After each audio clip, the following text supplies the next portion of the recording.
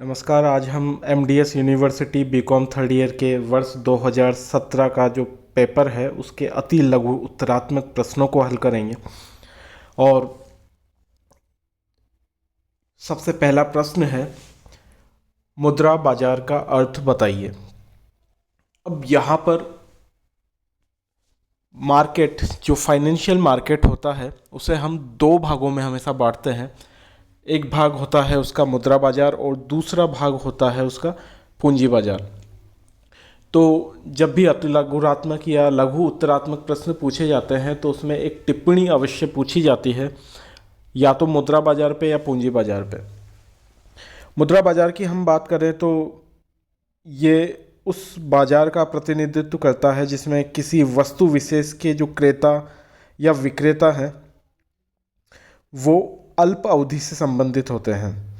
अगर हम इसे परिभाषा के रूप में कहें तो मुद्रा बाजार वह बाजार होता है जिसमें मुद्रा के क्रेता एवं विक्रेता द्वारा मुद्रा का लेन देन किया जाता है। यहाँ जब हम क्रेता और विक्रेता की बात करते हैं तो मुद्रा के क्रेताओं से आशय ऐसे ऋणियों से होता है, ऐसे व्यवसायियों से, ऐसे उद्योगपतियों से होता है जो उत्पादक कार्यों के लिए ऋण लेते हैं। और मुद्रा के विक्रेताओं की जब हम बात करते हैं तो मुद्रा के विक्रेताओं का मतलब होता है ऐसे व्यक्तियों से, ऋणदाताओं से, जो अपनी पूंजी को ज़रूरतमंद व्यक्तियों एवं संस्थाओं को ऋण के रूप में देते हैं। तो यहाँ पर हमने यही परिभाषा लिखी है, वह बाजार जिसमें मुद्रा के क्रेता और विक्रेता मुद्रा का लेन देन करते हैं। मुद्रा के क्रेताओं में हमने बात की ऋणी, व्यवसायी, उद्योगपतियों की, और इसी प्रकार जब विक्रेताओं की बात आती है उसमें भी ऐसे व्यक्ति और ऋणदाता आते हैं जो अपने पूंजी को ज़रूरतमंद व्यक्तियों एवं संस्थाओं को ऋण के रूप में प्रतिफल प्राप्ति के उद्देश्य से देते हैं। जब हम मुद्रा बाजार के इंस्ट्रूमेंट की बात करते हैं, हम पूंजी बाजार में इंस्ट्रूमेंट समझते हैं कि पूंजी बाजार की अगर हम बात करें तो पूंजी बाजार में इंस्ट्रूमेंट होते हैं दीर्घकालीन, ऋण पत्र हो गया, सिक्योरिटीज़ जितने भी हैं जिसमें अंश आ गए हैं, चाहे इक्विटी शेयर हो, प्रेफरेंस शेयर हो, बॉन्ड हो, ये सब कैपिटल मार्केट के इंस्ट्रूमेंट है। लेकिन जब हम मनी मार्केट की बात करेंगे, अल्प अवधि की बात करेंगे, तो मनी मार्केट के जो इंस्ट्रूमेंट है उसमें जो व्यावसायिक बिल बाजार आता है जिसमें, और जो अन्य बाजार होते हैं जिसमें जमा प्रमाण पत्र, व्यापारिक पेपर होते हैं, मियादी जमा होते हैं, हुंडी वगैरह होती है, बीआरबीपी, ये खजाना बिल, ट्रेजरी बिल, ये सभी मुद्रा बाजार के घटक हैं, मुद्रा बाजार के अंग हैं। मुद्रा बाजार को अगर हम व्यक्तियों के आधार पर बांटें तो दो प्रकार का ये हो सकता है, ऋणदाता और ऋणी। और संगठन के आधार पर अगर हम मुद्रा बाजार को बांटें तो संगठित क्षेत्र और असंगठित क्षेत्र होता है। लेकिन जब हम इसे उप बाजारों के रूप में बांटते हैं तो मांग मुद्रा बाजार, खजाना बिल बाजार, व्यावसायिक बिल बाजार और अन्य बाजार जिसमें जमा ऋण पत्र, व्यापारिक पेपर, मियादी जमा आदि सब आते हैं। तो ये सब है। हालांकि आपको अति लघु उत्तरात्मक प्रश्न में मात्र परिभाषा देनी है और चाहे तो कुछ एग्जाम्पल लिख सकते हैं उसके इंस्ट्रूमेंट का। अब हम बात करते हैं दूसरे प्रश्न की। दूसरा प्रश्न हमारे सामने है कि निकट मुद्रा क्या है। अब देखिए, इसका आंसर हमने लिख रखा है कि निकट मुद्रा में उन सभी साख पत्रों और परिसंपत्तियों को हम शामिल करते हैं जिन्हें बाजार में बेचकर बिना किसी असुविधा के नगद में बदला जा सकता है, और वे मुद्रा नहीं होते हुए भी मुद्रा के बहुत समीप होती है, इसलिए उन्हें निकट मुद्रा या मुद्रा का प्रतिस्थापक कहा जाता है। अगर हम इसे थोड़ा विस्तार में समझना चाहें तो सबसे पहले हमें मुद्रा और निकट मुद्रा के बीच में अंतर को समझना होगा। जी हाँ, मुद्रा और निकट मुद्रा के बीच में अंतर को समझना है। तो मुद्रा में जब हम बात करते हैं तो मुद्रा में केवल धातु मुद्रा और पत्र मुद्रा को हम सम्मिलित करते हैं, क्योंकि ये विधिग्राह्य होती है। हमने पिछले पेपर में वर्ष 2016 का जो पेपर था उसमें विधिग्राह्य मुद्रा की बात की थी, ऐच्छिक मुद्रा की बात की थी। तो ये जो मुद्रा होती है जिसमें हमने सिक्के और पत्र मुद्रा को बांटा है, तो ये विधिग्राह्य होती है और उनमें सर्वमान्यता का गुण भी पाया जाता है, यानी ये सार्वजनिक रूप से मान्य होती है। लेकिन एक देश में साख पत्रों का चलन भी पाया जाता है। इनका प्रयोग विनिमय माध्यम के रूप में भी किया जाता है और इसमें सर्वमान्यता का अभाव रहता है, यानी पब्लिक चाहे तो इसके ऐसे स्वीकार कर सकती है और चाहे तो अस्वीकार भी कर सकती है। इनका प्रयोग विनिमय माध्यम के रूप में किया जाता है और इसमें सार्वजनिक रूप से स्वीकार्यता का अभाव होता है।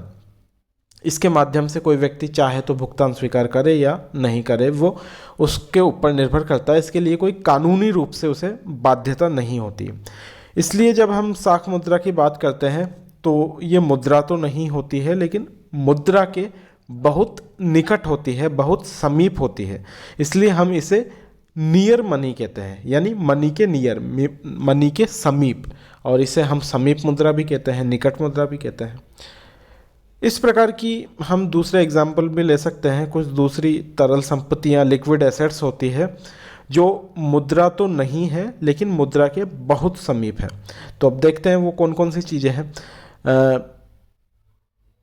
कोई भी ऐसी मुद्रा के समीप जिसे हम जल्दी से जल्दी यानी शीघ्रतम मुद्रा में कन्वर्ट कर सकते हैं। जैसे आपने गवर्नमेंट सिक्योरिटीज़ के बारे में सुना होगा, ट्रेजरी बिल्स के बारे में आपने सुना है, डिबेंचर्स, बॉन्ड। डिबेंचर तो खैर डिबेंचर बॉन्ड्स वैसा मैटर है कैपिटल मार्केट का, और हम यहाँ पे केवल बात कर रहे हैं समीप मुद्रा की। तो मुद्रा के संदर्भ में अगर हम देखें, government securities, treasury bill, debentures, bonds, विनिमय पत्र, बैंकों के सावधि जमाएं, कंपनियों के अंश, इसी प्रकार की जितनी भी तरल संपत्तियां हैं वो सब कहलाएगी निकट मुद्रा यानी समीप मुद्रा, क्योंकि ये मुद्रा तो नहीं है लेकिन मुद्रा के निकट है। और निकट मुद्रा में हम उन सभी साख पत्रों और परिसंपत्तियों को सम्मिलित करते हैं जिन्हें बाजार में बेचकर बिना किसी असुविधा के नकद मुद्रा के रूप में बदला जा सकता है। वे मुद्रा नहीं होते हुए भी मुद्रा के बहुत समीप होती है और इसलिए हम इसे मुद्रा का प्रतिस्थापक भी कहते हैं। ध्यान रखिएगा, कभी आपसे नियर मनी नहीं पूछ लिया जाए मुद्रा का प्रतिस्थापक किसे कहते हैं, सब्स्टिट्यूट मनी किसे कहते हैं, तो आपको वही आंसर लिखना है जो आप निकट मुद्रा का आंसर लिखते हैं। और जो आधुनिक अर्थशास्त्री हैं उनके अनुसार जो किसी देश में मुद्रा की कुल पूर्ति का अनुमान लगाते समय मुद्रा को तो शामिल करेंगे ही और निकट मुद्रा को भी सम्मिलित करना चाहिए, ऐसा आधुनिक अर्थशास्त्रियों का मानना है। और ये देखा भी गया है कि अब जो अर्थव्यवस्थाएं हैं उन सभी अर्थव्यवस्थाओं में बहुत महत्व बढ़ा है निकट मुद्रा का। तीसरा प्रश्न है अवमूल्यन को परिभाषित कीजिए। और नाम से ही पता चल रहा है, अवमूल्यन मूल्य को कम करना या मूल्य को गिरा देना। जब किन्हीं कारणों से दूसरे देश की मुद्रा की तुलना में एक देश की मुद्रा की विनिमय दर घटाकर उसके विनिमय मूल्य को सस्ता कर दिया जाता है तो ये प्रक्रिया अवमूल्यन कहलाती है। अब देखिए इससे किसी भी देश को क्या फ़ायदा हो सकता है। जैसे भारत की मुद्रा और अमेरिका की मुद्रा की तुलना करें तो भारत अगर अपनी मुद्रा को कमज़ोर कर देता है, कमज़ोर करने का मतलब जैसे आज $1 के मुकाबले भारत 60 रुपये देता है, आज $1 बराबर 60 रुपये। अब भारत जानबूझकर, भारतीय जो मॉनेटरी पॉलिसी बनाने वाले हैं, जो भी इसको चलाते हैं केंद्रीय बैंक में, वो जानबूझकर इसे 60 रुपये से 70 रुपये कर दें, तो इसे हम बोलेंगे मुद्रा का कमज़ोर करना और टेक्निकली हम इसे बोलेंगे डिवैल्यूशन ऑफ मनी यानी मुद्रा का अवमूल्यन। अब ऐसा क्यों किया जाता है और इससे किसी देश को क्या फ़ायदा हो सकता है? ऐसा किया जाता है किसी भी देश के द्वारा अपने निर्यात को बढ़ाने के लिए। जैसे भारत को अगर अपने निर्यात बढ़ाने हैं तो अगर वो अपनी मुद्रा को कमज़ोर कर देता है डॉलर के मुकाबले तो भारत के निर्यात बढ़ जाएंगे, लेकिन ये नुकसानदायक भी है क्योंकि अच्छा नहीं होता है किसी देश की मुद्रा को कम करना। ये हम इस्तेमाल कर सकते हैं जब बहुत ज़्यादा आवश्यक हो गया हो निर्यातों को बढ़ाना। इसी प्रकार से जब हमारा रुपया मजबूत होता है तो मजबूत होना इस बात का संकेत है कि हमारी अर्थव्यवस्था अच्छे ट्रैक पर चल रही है, लेकिन कभी कभी इससे हमारे निर्यात प्रभावित हो सकते हैं। तो अवमूल्यन का सीधा सीधा रिलेशन निर्यातों को बढ़ाने से है, ऐसा जानबूझकर किया जाता है। अब हम आते हैं समीकरण पर। देखिए, प्रत्येक वर्ष में एक प्रश्न, अभी तक जो ये तीसरा पेपर है 2015, 16 और ये 2017 का पेपर है, एक प्रश्न हमेशा फिशर का या फिर किन्स का सूत्र के बारे में आता ही है। तो आपको ये अच्छे से तैयार करना है। यहाँ पर आपसे पूछा गया है किन्स के समीकरण का सूत्र। तो P बराबर N/K प्लस RK1। यहाँ पे जब हम N की बात करते हैं तो N का मतलब है चलन में नगद कोषों की कुल मात्रा, P का मतलब है कीमत स्तर और K का मतलब है वस्तुओं और सेवाओं की वह मात्रा जो समाज द्वारा बैंकों में निक्षेपों के रूप में रखी जाती है। अब हम बात करते हैं नगद कोषानुपात की। नगद कोषा अनुपात क्या है, यानी कैश रिजर्व रेशियो, जिसे हम CRR भी कहते हैं। देखिए, जब हम मॉनेटरी पॉलिसी पढ़ते हैं तो उसमें repo rate, reverse repo rate, SLR, CRR, इन सभी का बहुत महत्व होता है। इसके अलावा MSF और अन्य कई प्रकार की और भी निर्णायक दरें होती है। अब CRR क्या होता है? जब भारतीय रिजर्व बैंक अधिनियम 1934 की धारा 42(1) के अनुसार प्रत्येक अनुसूचित बैंक रिजर्व बैंक के पास जो अपनी टाइम एंड टर्म डिपॉजिट है, समय जमाएं हैं, उनका एक निश्चित भाग रखता है और उसके बदले में RBI द्वारा कोई ब्याज भी नहीं दिया जाता है। धारा याद रख लीजिए आप, 1934 जो एक्ट है रिजर्व बैंक का, उसकी धारा 42(1) और अनुसूचित बैंक रिजर्व बैंक के पास जो उसका जमाएं हैं, समय जमाएं हैं, डिमांड डिपॉजिट है, टर्म डिपॉजिट है, उनका एक निश्चित भाग कहाँ पे रखता है? कोई भी बैंक रिजर्व बैंक के पास रखता है। अपने पास रखे उसे SLR बोलते हैं, वैधानिक तरलता अनुपात। वहाँ पर रिजर्व बैंक के पास वो नहीं रखा जाता है, जबकि CRR में ये रिजर्व बैंक ऑफ इंडिया के पास रखा जाता है और इसके बदले में रिजर्व बैंक ऑफ इंडिया कोई भी ब्याज नहीं देता है इन बैंकों को। CRR की दर बढ़ाने या घटाने से भारत में अर्थव्यवस्था के अंदर लिक्विडिटी को बढ़ाया और घटाया जा सकता है। जैसे अगर भारत की अर्थव्यवस्था में लिक्विडिटी ज़्यादा है और उसे कम करना है तो हमें CRR की दर को बढ़ाना होगा। हमें मतलब हमारे केंद्रीय बैंक को, रिजर्व बैंक ऑफ इंडिया को CRR की दर को बढ़ाना होगा, तो उससे लिक्विडिटी क्या होगी? कम हो जाएगी। टेक्निकली अगर हम देखें CRR को बढ़ाने से क्या होगा? जो बैंक है वो अब ज़्यादा पैसा रखेंगे रिजर्व बैंक ऑफ इंडिया के पास। अब रिजर्व बैंक ऑफ इंडिया के पास ज़्यादा पैसा चला जाएगा तो जो बैंकों के पास शेष राशि बचेगी, इसका मतलब कम राशि है और उस कम राशि को ही आगे लोन के रूप में दिया जा सकता है, तो लिक्विडिटी कम हो जाएगी। इसी प्रकार अगर CRR की दर को हमने कम कर दिया यानी घटा दिया, तो CRR की दर को घटाने से क्या होगा? जो दर घटाई गई है, अब बैंकों को, अनुसूचित बैंकों को हमारे केंद्रीय bank reserve bank of India के पास कम राशि रखनी पड़ेगी और उनके पास लोन देने के लिए अब अनुसूचित बैंकों के पास ज़्यादा राशि उपलब्ध होगी। अब वो जो ज़्यादा राशि उपलब्ध है उसे लोन के रूप में जब वो बांटेंगे तो लिक्विडिटी अर्थव्यवस्था में बढ़ जाती है। तो इस तरीके से मॉनेटरी पॉलिसी का एक बहुत ही महत्वपूर्ण टूल होता है CRR। अब हम आते हैं राजकोषीय नीति के प्रश्न पर। प्रश्न नंबर 6 आया था कि राजकोषीय नीति के कोई 2 उद्देश्य लिखिए। राजकोषीय नीति के 2 उद्देश्यों में जो सबसे पहला उद्देश्य है वो है देश में पूंजी निर्माण को बढ़ावा देना।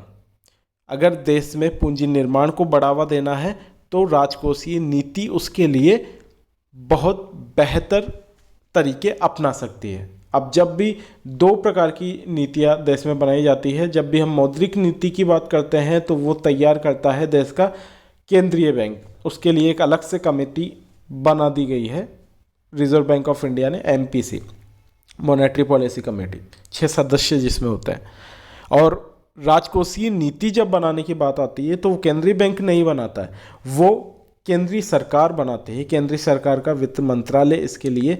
और जितनी भी वित्त मंत्रालय है और जितनी भी गवर्नमेंट की सिस्टम है वो इसमें शामिल रहता है। जैसे हम पब्लिक फाइनेंस की जब बात करते हैं कि सार्वजनिक रूप से ऋण कहाँ से लिया गया है, हमारे पास डायरेक्ट टैक्स से कितनी इनकम आ रही है, किसी देश के पास इनडायरेक्ट टैक्स से कितनी इनकम आ रही है, और पब्लिक डेप्ट से कितना पैसा सरकार के पास आता है, और किस प्रकार से उस पैसे को खर्च किया गया है पब्लिक पर, कैपिटल पर, रेवेन्यू पर। इन सभी बातों की जब हम चर्चा करते हैं तो हम कहीं ना कहीं राजकोषीय नीति के बारे में चर्चा कर रहे होते हैं।